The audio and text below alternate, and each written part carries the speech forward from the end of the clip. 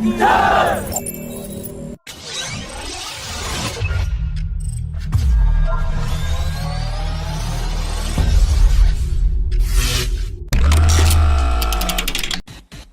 issues related to the cost and indigenization content of AK-203 rifles have now been sorted out, and the Defense Acquisition Council has now given the go-ahead to the project.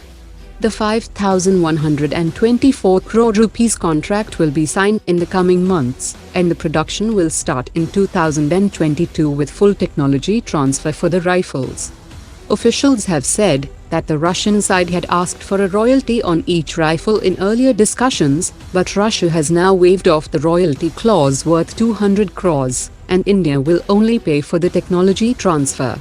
70,000 rifles will be imported directly from Russia, while 6,01,427 rifles will be produced by an OFP Kalashnikov joint venture, and a complete transfer of technology is expected to be achieved within 32 months of signing the contract.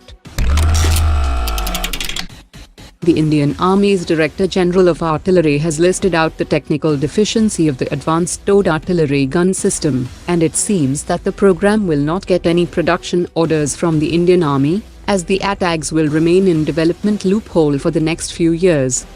Bharat Forge had offered to address the weight issue in the ATAGS by using special alloys like titanium in certain sections, but as it would result in a rise in its unit cost, the Army had instead asked to go for the old hydraulic transverse mechanism in the gun to reduce weight, which has affected the firing parameters in the recent summer trials. It is now clear that the Army seems to be making a case for local production of the ATHOS howitzer of the Israeli firm Elbit Systems, which has been offered with 70% level of indigenization under an accelerated delivery schedule.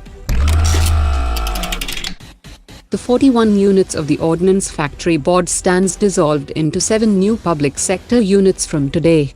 The Ministry of Finance has also sanctioned an advance of 1,000 crore rupees to meet the emergent operational requirements of the 7 new defense public sector undertakings, and this amount will temporarily fill up the gap till an initial corpus of 2,500 crore rupees is set up to meet the emergent operational requirements of the 7 new units for the next few years.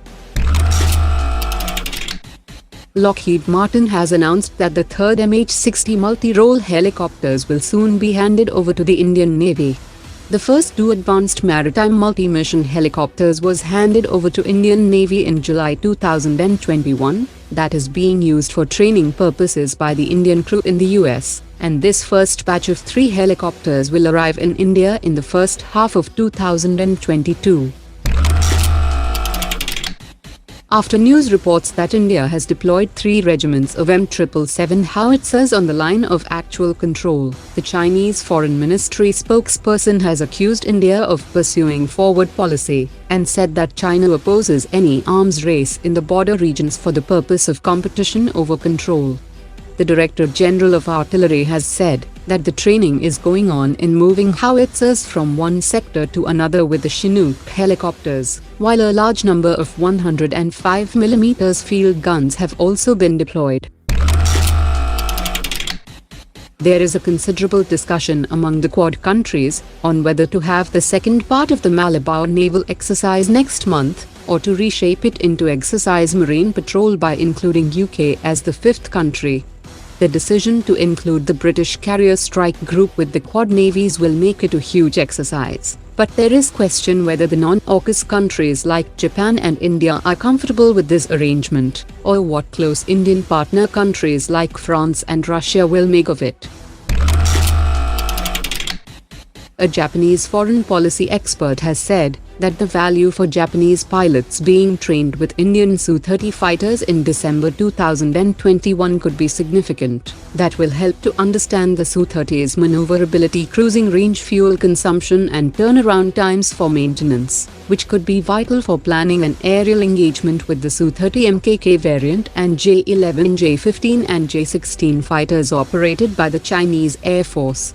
He also said that the upcoming first joint air combat exercise could be the start of something bigger, as India and Japan have already signed the acquisition and cross-servicing agreement to share each other's military bases.